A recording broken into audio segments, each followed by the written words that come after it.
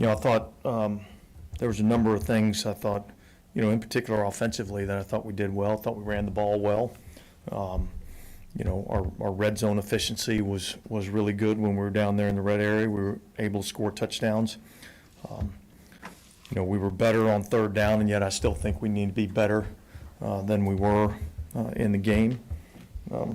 Defensively, I don't think we were very good. We had one takeaway in the game, which was a positive. And I thought we were better in the run game in the first half. And then in the second half, I don't think we did a very good job of stopping the run. So we kind of, switched positions a little bit, and that we didn't do a very good job defending the passing game, and weren't able to get much of a rush in the first half. And then in the second half, I thought, we did a little bit better job of, getting a little bit of rush and defending in the passing game, but didn't do a good enough job in the run game. So, but look, I think we had, I think it was a good, training camp. I think we got a lot accomplished. And I think we've got some tough decisions to make over the next 48 hours or whatever the case may be. And so, we'll be kind of turning our attention to doing that. Yes, I know you got a record to take for today, but how do you feel about this overall quarterback? How do you like that? Yeah, well, I'd say over the last, week to 10 days, I feel like Hainer took a real big step forward in practice. I don't think we saw as much of that in the game. Now, what are the reasons why, whether it be routes or protections or misreads or whatever the case may be? I think we go back and we look at the tape and evaluate where that was. I thought Spencer, did some nice things today. I thought he looked, calm, poised, made some good throws, was able to extend some plays with his feet, get some first downs, by tucking and running. So, I felt good about, and feel good about the quarterback room. Dennis, can you explain the plan with the quarterback rotation today and kind of why specifically like Jake got those last two drives after? Well, look, the plan going in was Jake in the first quarter, Spencer in the second quarter, and really trying to twofold, get them with, the second kind of offensive line group, where they're kind of playing with the same people and playing against a higher level of competition, on the other side to try to, kind of make this thing a little bit more of a fair evaluation. The second half was designed to be Jake in the third quarter, Spencer in the fourth quarter, and then when you started to look at the play count, I think Spencer was at 27, 28 plays or something like that, and Jake was, 15 to 18 plays, something. So I kind of wanted to even up the play count a little bit. Dave, regardless of who ends up being the backup, like if you wanted to, is there a way to get all three of them snaps so both Jake and Spencer keep developing during the season? I know sometimes it's like the second guy gets all the look and then the third guy kind of waits. Like, is there a way to Well, yeah, look, I mean, that'll be something that we'll have to navigate if that's the case. But yeah, I think to your point, being able to work with these young quarterbacks and develop these young quarterbacks, that's our job. That's what we've got to be able to do. So we've got to figure out how we're going to be able to get that done. Dennis, how emotional is it going to be next couple of days? And you got to cut down maybe players on the bubble. Yeah, look. And then how gratifying the other way. Yeah. Somebody in the team. Yeah. Well, here's the reality. The reality is that you go from 90 guys on your roster and you have to get all the way down to 53. And so that's always tough. And look, these guys have worked extremely hard.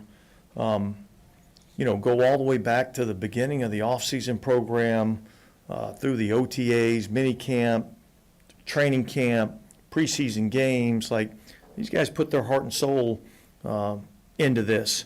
Young guys, vet guys, and so it's always it's always a tough deal. And on the flip side, as you said, to see some of this hard work, pay off, is also just as gratifying as it is difficult on the other end. Like among the players that are on the bubble, combined with recent practices and today's game, does any one or a few of them stand out to you as ones who may have? Yeah, you know what, that's, I'm not gonna get into, any type of potential personnel, decisions. Those are things that we'll have to look at, over the next 48 hours and make those decisions. What went into your usage of the kickers today? That was not a two-person, like you only had Blake kicking today. What? Yeah, well, look, Charlie, had a little bit of some groin tightness come up on Friday, and I didn't want to really risk it too much and putting him out there and having him kick a bunch of kicks, and but I thought Blake responded to getting an opportunity and kicking the ball through the uprights. I mean, I thought he had a good day today. And we didn't spot Colin Saunders. Colin Saunders is dealing with a calf injury. Isaiah Foskey, I don't know if we've asked you about him since the games. He hasn't had a lot of production in the games after he did take a step forward in practices. What's your overall view of how he's done last week? Well, my overall view is I think he's taken a step forward, and yet I think there's still some things that he's got to improve on. I think, there's some things that he could potentially help us, in the passing game some. I certainly see a vision for this guy helping us on special teams. And so I think you still have a young player that still needs to develop. But I think he's taken a step forward from where he was, at this point last year. You're talking about players that maybe were drafted versus UDFAs. Is it possible to separate that in terms of, the investment versus? Well, look, I think this. I think you come into it probably with a little bit of a leg up, being that you were, a draft choice. But at the end of the day, we've got to evaluate what we see, and you have to be able to go out there and earn it, and so I guess probably if there was, using a baseball analogy, I'd say probably, the tie goes to the runner. So, if you spent assets to go and draft a player and there hasn't been anything that's really created a separation, then you probably get a little bit of the benefit, as being a draft choice. But, really the reality is, we've seen a lot of practices, we've seen a lot of game action, and we're going to base, our evaluation based on that. And then you got to look at the film, but did you like what you saw out of Trevor Penning maybe, or any thoughts? Yeah, look, it's hard for me to comment too much. I do think there was a few plays in there that I thought was an improvement, and so without looking at it, that the offensive line, defensive line, those are tougher evaluations just coming right off the field. But I thought overall, I know this. I know that I thought he played better than last week's game. I thought he improved this week in practice, and I saw some good things tonight too. So, I think there's some improvement being made. Yeah, you talked about how the way that you guys did. Like, do you think that added to it at all? Like, Say that again? the way you guys challenged him by putting him in there, do you think that had any effect on maybe that improvement? Probably a better question for him. You know what I mean? All I can tell you is that I felt like he played better in the game. I thought he had a good week of practice, and I thought he did some good things tonight. What's thinking the Coos near the Score. That's what was going through my mind. I mean, really, it was no blindside blocks, block above the waist, all of those things, and I mean, you can't let an offensive lineman get you out of bounds, right? That's a play that very rarely shows up in our game, but when you really think about it, like that's why we work that situation, because, the coverage unit is generally offensive linemen.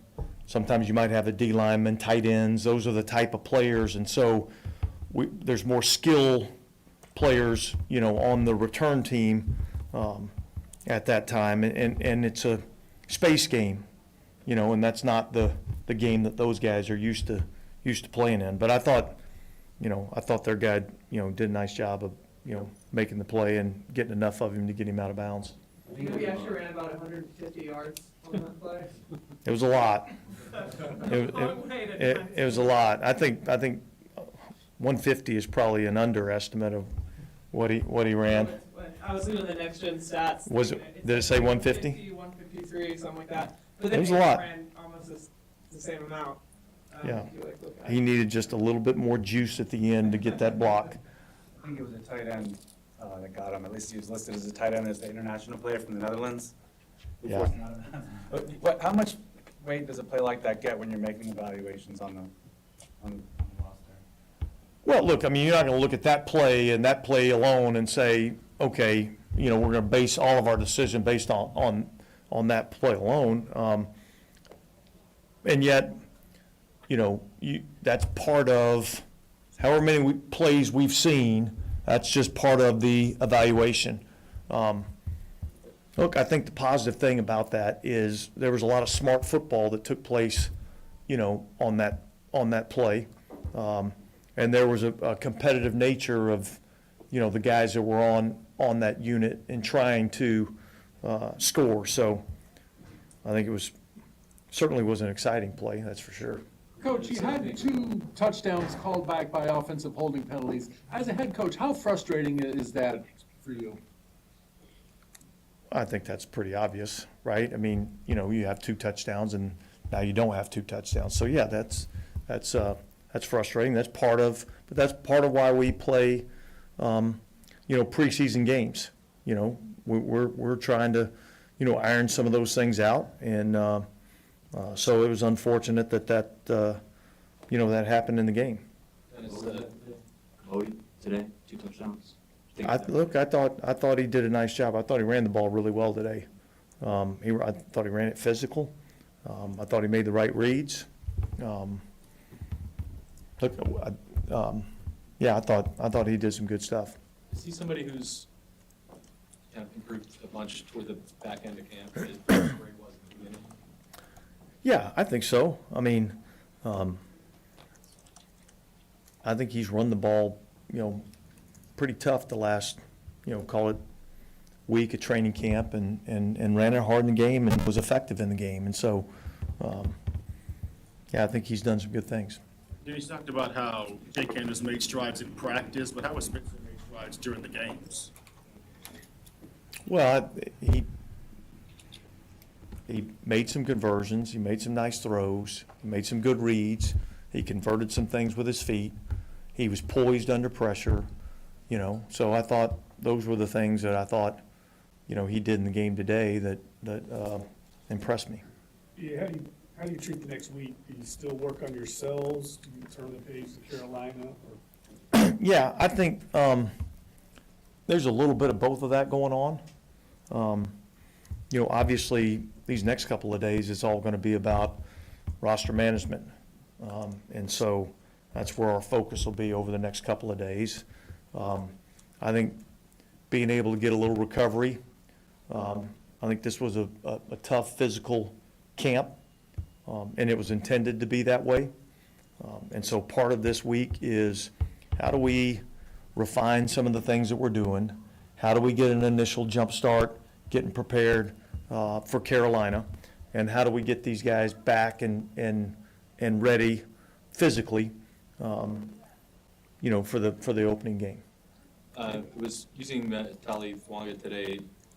Was that just a fact of him not playing in that San Francisco game? You just kind of wanted to get more reps to him, or is he somebody who would have been playing today? He would have played. He would have played. With Clint on the sideline versus up in the booth, how ultimately does that decision get made? Is it on him? Is it conversations Well, ultimately, that'll be my decision. But yes, there'll be some conversations that'll be had. What did I like? What did I not like? What did he like? What did he not like? You know, what's best for our players? Like, there's a lot of things that are going to go into that decision. And so, you know, we'll communicate, you know, on that over the next week or so, and figure out what we want to do for the opening game. And we might go one way in the opening game, and somewhere down the line we might decide we need to do something different. You know, I mean, that's just whatever we decide to do for week one is just kind of a starting point. All right, thanks, guys.